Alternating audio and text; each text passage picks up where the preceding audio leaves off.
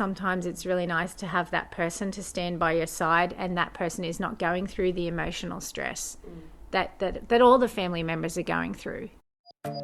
Today on NewcastleCast, how end-of-life doulas are giving people agency around death and dying and allowing them to grieve and celebrate their loved ones on their own terms.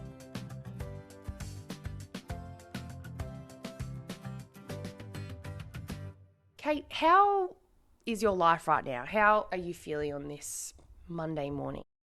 Still quite tired. Yes. Our losing person was only last month, so we're still pretty tired, but really mindful to kind of look after ourselves and, yeah. To lose someone close to you in the blink of an eye, it's a world-altering event. Kate lost a close family member suddenly and unexpectedly. It was quite shocking, unexpected, and really threw everyone for six. We just kind of, it happened and you're just like, what do we do with this? Kate found herself in a complicated situation. She was suddenly thrown into this world of what happens next. Who needs to know? What affairs need to be put in order? Arranging the memorial. It's a lot of work, even before you factor in the emotional toll. On top of that, when someone dies, people react differently. Families aren't always neat and cooperative groups. When it came to planning the memorial, we needed 2 different families to be involved because this person was so important to all of us. There were a lot of people to consider. Early on, Kate was overwhelmed by having to do so much. Her sister-in-law came up with an idea. I talked a lot with my sister-in-law, and she suggested that we use a neutral sort of party to help us organise, which was a brilliant idea. We were talking about different people and we couldn't really think of anyone. I had said I'd heard of death doulas, and she Googled one while we were talking and was like, this person, let's use this person. And she made contact and organised that. Kate works in a field where she knows about end-of-life planning, so she knew what a death doula was. But like a lot of people, she didn't really know that much about what death doulas do. If someone had said, why would you use a doula? I would have said, reduce family stress, do things for yourself, plan for everyone. I had honestly thought I'm pretty organised. I was like, I'm having done a funeral before, I was like, oh yeah, I know what I'm doing. But in the end, I was so happy that we used a doula. Immediately, Kate's doula had an impact on both families. Everyone was quite excited. We all felt so terrible that it was like, actually, this is great. It was great that it was someone that none of us really knew. So there was no, oh, well, they're going to favour this person or they're going to favour that person. So even though no one had heard of a doula and everyone was like, what are you doing? Even my family, I was like, we're using a death doula. And they were like, what is that? Everyone was just massively relieved, especially once we explained how that would play out. Kate's doula took over planning for the memorial service, from all the important paperwork down to the little things. She reminded us of things that we wouldn't have thought about. So she really served as a sort of celebrant role for us. She talked to all the different members from the family who wanted to be involved, and she gently listened, she combined ideas, she made sure that the memorial had elements from everyone. We were still in shock and we were really not very functional. And she kind of went, what about this? And we're like, oh, goodness, that's something we hadn't thought about. Like if we said things, she never judged us or implied that we should or shouldn't do something. She was just like, have you thought about this? She literally met with all of us on different days at our convenience, stayed as long as we needed her to, and was really empathetic and kind and warm. I had not really thought about that as part of the doula aspect, and the kindness and just the fact that she allowed us to be whatever we were being, like the space for grief, which in my previous experience with like funeral homes and kind of structured services, there's very little human element to that. It's pretty cold, it's pretty nasty, it's very money based. It just was a completely different experience. That human element and coming in a quite traumatic and terrible time, confidently and kindly, that had never occurred to me as a doula coming in a kind of crisis point, not before, where you would think you would be planning with a doula, but a doula who was completely comfortable coming in and saying, I can do this. And you could call her and go, I don't know about this. And she goes, don't worry about it. I can do it. She managed to wrangle a family with many different personalities and put something together that I didn't think was possible. It's pretty clear that conversations around death and dying are changing in Australia. Each state now has voluntary assisted dying for people who meet that criteria. There are more and more options becoming available for people to take control of these sad but universal circumstances. We've all had those experiences, I think, when a loved one has died, when things could have been better. For Kylie Gangemi, death has never been a taboo subject. When I was young, so the history of my family was that my grandmother lived in Burke. She was one of 11, and they did death at home. So the women would care for the person at end of life. They would provide afterwards the after-death care, so washing the body, dressing the body, getting ready for funeral, which was quite a ritual. And the men would be out digging the grave at the local churchyard, and they might even build the coffin. So in my family, I was raised not to fear death. Kylie is an end-of-life doula in the Hunter region.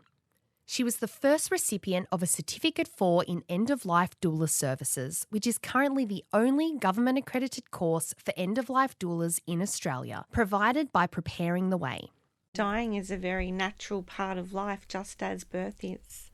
So the end-of-life doula is supporting that end-of-life transition. So, and then we also do after-death care. By becoming an end-of-life doula and doing the training, we've got that, that suitcase with all those choices and options that we can actually share with families. End-of-life doulas are often brought in by people who have a life-limiting illness or by their families. The role of an end-of-life doula is pretty loose, but basically they can do all the duties around dying that a doctor or a nurse can't do. They aren't meant to be a replacement for specialist palliative care. They can't prescribe drugs. Think of them as like a wedding planner, but for your last moments. We definitely advocate for families that are needing support to be able to talk, for example, to doctors, medical professionals.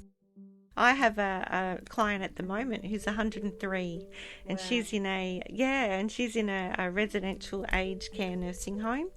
And I was employed by her family as a transitions support. And I've been visiting this beautiful lady for the last, I think we're up to about 6 months now. Wow. And it's been amazing to actually be that support for her. I have advocated for her when I've noticed that she had some pain. I really feel like it's about us being able to support families, clients, to have a better end-of-life experience that's meaningful, that's authentic. Most death doulas have an hourly rate. Some even offer a package deal on their services or have arrangements for people who can't afford their rates. Right now, you can't claim their time back on insurance or via Medicare. It might seem niche, but around the Hunter and Central Coast, Kylie has seen enough demand for her alternative end-of-life services for both patients and families. She's currently setting up a broader team of end-of-life doulas and funeral celebrants to shepherd people through their end of life and give families agency in planning funerals. What we are encouraging is that the family lead, and we're just there from the behind and just supporting them to explore, their options and their choices, as long as it's safe, possible and legal. There's no reason why they cannot do some of the things that they want to do. Doula means in Greek to be of service, and doula's been around for centuries, and what we are doing is we are serving and we are providing the care and support that they need.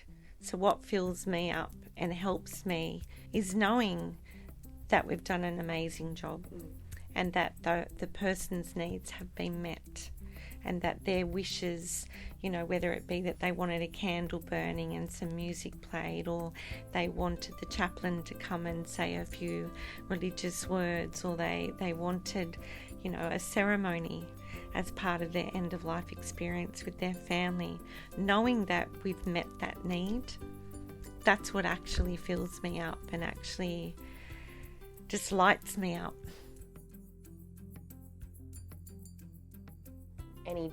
The death of anyone is traumatic and sad, but I guess the sense I get from you is that it still is that, but the experience of a doula didn't make it all about that. Yeah. I think that's exactly right. What she brought it back to was the person that we lost. To be honest, I didn't even want to do a Memorial Day because I was so upset. I thought I can't even go to this day. When Kate first hired her doula, she knew the hardest part would be attending the memorial service. When that day came around, their doula had listened and gotten input from all the families. Our memorial service was at a surf club. We could see nature, we could see the ocean. We had 3 hours for whoever needed to get up and talk to talk. It was quite short. We didn't obviously talk for 3 hours. That would be terrible. We didn't have that rush of needing to get in and get out. 3 hours looking at the ocean with whoever wanted to come in, with people talking and being able to spend time with each other. And I might add that our doula turned up prior and stayed right to the end. So another part of her service was making sure that everyone was comfortable in that room, that everyone was included, and that everyone had the time that they needed to talk to each other. It made actually quite a beautiful day, which I honestly, before we all started talking to Kylie, I could not visualize that day happening how it did, and in the end it was really lovely. Having a doula gave Kate the space she needed to be with her grief and to make sure that as a family they did justice to their loved one. When we were all really quite out of it, not feeling strong, not feeling energetic, not feeling like we could take on anything extra, she managed to remind us that it was about the person, that it was for us and for all the friends and family, but that it was about the person, and made us able to talk about the person. To be able to look back and go, we did the day properly, when I didn't expect to be able to do that, was really special and a great gift.